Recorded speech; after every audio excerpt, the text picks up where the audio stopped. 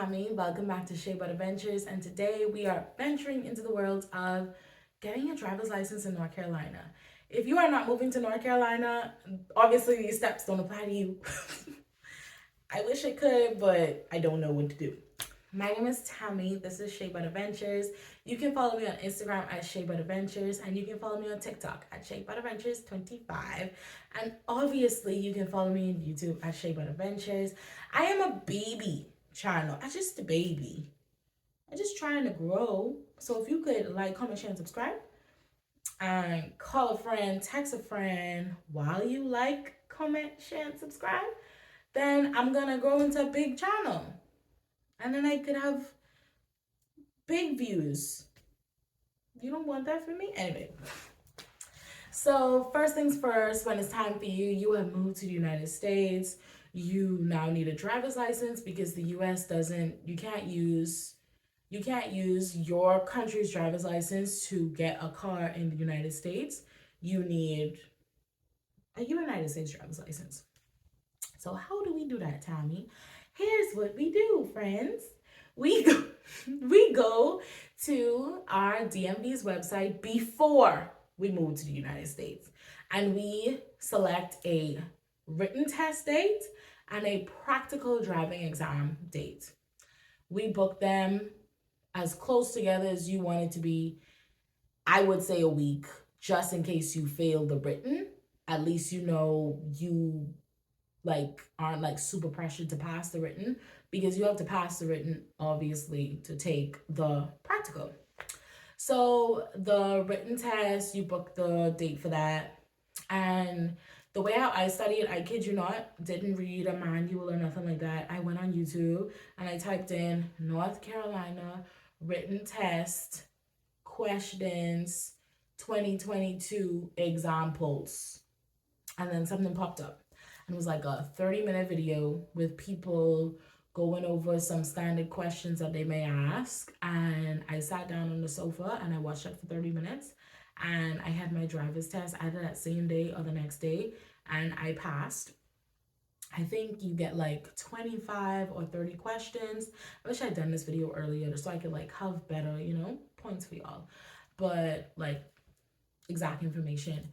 But you have 25 or 30 questions, and you're only allowed to get 5 of those questions wrong. If you get more than 5 wrong, then you fail the exam. You have to retake it, and you can't retake it that same day. You have to come back the next day. But then if you come back the next day, you will be a walk-in. We'll get there later on in the video. So you pass. You pass your written test. Now it's time for your practical test. You will need insurance to take your practical test in North Carolina.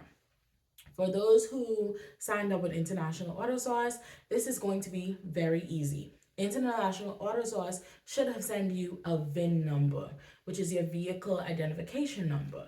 With your VIN number, you can sign up for insurance even before you get your car, and then you can take that insurance after you get it to your DMV, and you would be considered an insured driver, and you can just take your rental car and drive and do your driving exam. That's what I did. I just used the rental car, got the insurance for my Jeep that wasn't here yet.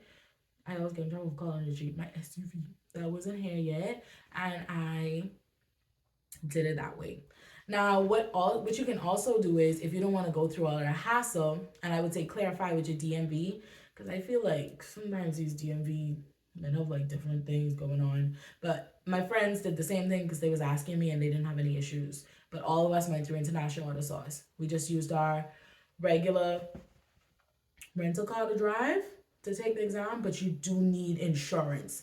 North Carolina is one of those states where even if you have a rental car, you still need insurance, for general outside of rental agreement insurance.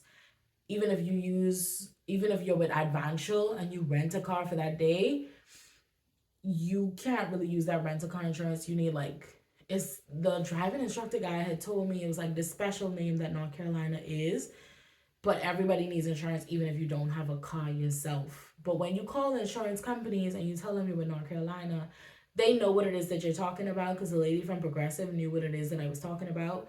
But she also was like, but if you have a VIN number, I could just get you insurance with that car instead. Because what I was trying to do was get the general insurance, like person without a car insurance, to be covered to drive a motor vehicle. But technically, I already had a car. So once you have your VIN number, they can just register your car before you even get the car. For those with Advantial, you will have to go the other way, which is just get general auto insurance without a car, and then you take that into the DMV, and then you'd have to, I guess, rent a car for that day. But try to see if you could find like a friend's car because my driver's test was only like 10 minutes. You rent a car for a day, you really only need it for like 10 minutes. But I guess you'd need a car anyway, but that's neither here nor there. So walk in, do the written test, pass it, come back on your other appointment day, do the driving test, pass it. You get your you get a paper driver's license that's like temporary, and then you get your actual driver's license in the mail that will be permanent. So let's get back to when I said walk in.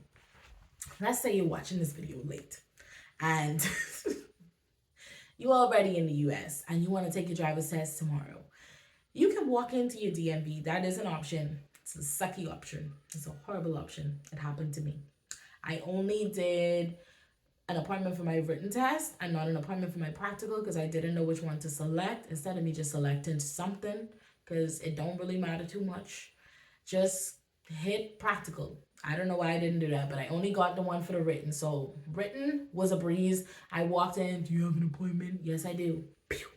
Did my written test right then and there. Then there's like, yeah, you're gonna have to be a walk-in for the driver's test. If y'all on my TikTok, y'all know my struggle. I was on a definite struggle. I waited at one point in the DMV for 3 hours on a chance that they might be able to do my driving test that day. Spoiler alert, they were not able to do my driver's test that day. So wasted 3 hours. Then I had to come back. The DMV was short. They said they weren't taking anybody who didn't have an appointment. Then I had to come back a next day and waited probably like 2 hours. But at that point, I was like, listen, I got to do it. Then I did it. You have to take your passport. You have to take your driver's license for your country, the insurance. I would say just take everything. What you also need is this like certificate of entry. Oh my gosh, I'm gonna try to find the name. I should know what it is, and I'll put it on the screen. It's basically something that says you have permission to enter the United States. And I'm so happy I remember that because the guy had to call someone to get it printed off for me. And then another lady, she was like, why don't you have that? You're supposed to have that. You're supposed to know that you're supposed to have that.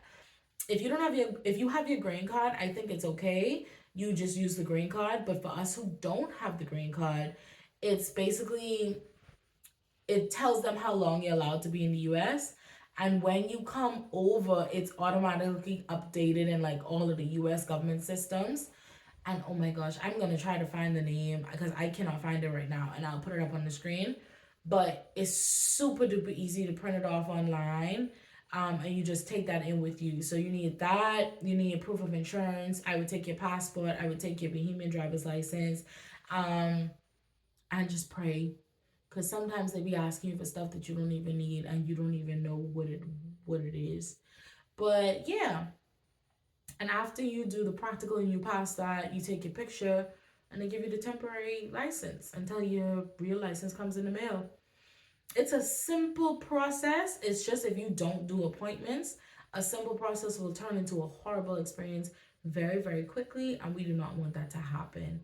So let's just book our appointments ahead of time. Do our studying ahead of time. And my practical exam, because I'm pretty sure somebody's gonna ask me like, what was it? So it was just like pulling out of my DMV's yard. There was a stop sign. You adhere to the stop sign. You come to full stops at the stop sign. You follow your traffic signals. Then I had to make like a right turn. I went through like this random corner and then I made another right turn. Then when I got through that corner, we did a 3-point turn on the road. Then we did that 3-point turn to make a U-turn back to the DMV.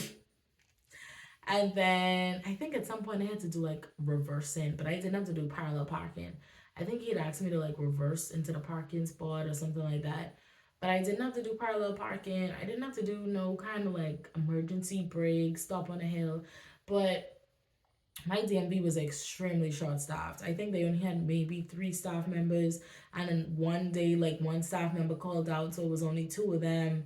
So I think for my DMV, maybe that's not their regular exam because it literally was like 5 minutes. Um, Maybe even less than that. So it was literally just like 5 minutes. You got in the car, drove down the road, do a 3 point turn in the road, turn back around. And I'm in a rural area, and my friend said that theirs was like a little bit harder. But I'm in a rural area, so maybe that played a role, but it was not that bad, like not bad at all. And then you get your license. So as always, if you have any questions, queries, comments, and concerns, just ask me, babe. Ask me in the comments down below. Like, my name is Tommy. This is Shape Out Adventures. I'm just a baby channel trying to grow, and you know I love y'all because I literally just got off work and I'm tired. Yeah. Talk to you later.